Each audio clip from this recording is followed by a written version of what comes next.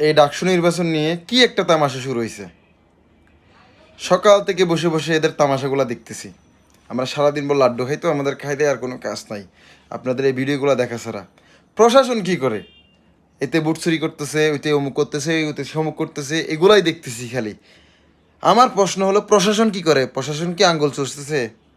আর যারা এই নির্বাচন পরিচালনা করতেছেন তারা কি করতেছেন?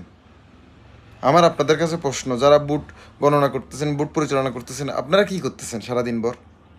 আচ্ছা, গেল একটা বিষয়, এই যে এই ক্যান্ডিডেট ওই ক্যান্ডিডেটের উপরে আঙ্গুল তুলতেছে। কেন আঙ্গুল তুলবে? এটা তো ছাত্র রাজনীতি। ছাত্র রাজনীতি করতে গেলে একজন অন্যজনের প্রতি মহব্বত থাকতে হবে। এখান থেকেই হানাহানি, মারামারি, কাটাকাটি এখান থেকে শেখা শুরু হয়ে গেছে। আপনারা এক ফেসিসকে দৌড়াই অন্য ফেসিস নিয়ে আসার চিন্তা ভাবনা করতেছেন না। বিষয়টা এমন হলো যে ওই ফেসিস চলে গেছে, ওই ফেস এখন কিছুক্ষণ আগে একজনের একটা বক্তব্য শুনলাম, সে বলল যে এই যে আগের ফেসিস ছিল সেই ফেসিসের মতোই এখন নির্বাচন হচ্ছে। তাহলে আপনারা আর পরিবর্তন কিটা করলেন আমারে বলেন? কিটা ছিললেন আমাদের? এই ডাকসু নির্বাচনের নাম দিয়ে যে ভণ্ডামিগুলো সকাল থেকে দেখতেছি, এটা কি নির্বাচন না হোলি কালার মাঠ বানাই ফেলছেন? আমি তো বুঝতেছি না। কি একটা অবস্থা!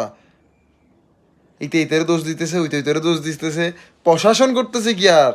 আর এখানে যারা এই যে এই নির্বাচনগুলো পরিচালনা করতেছে তারা করতেছে কি? কেন একজন একজনের উপর আঙ্গুল তুলবে? কেউরে ঢুকতে দিতেছে না, কেউ বাইর করে দিতেছে, কেউ বুট চুরি করতেছে, খালি সারাটা দিনভর এগুলো দেখলাম।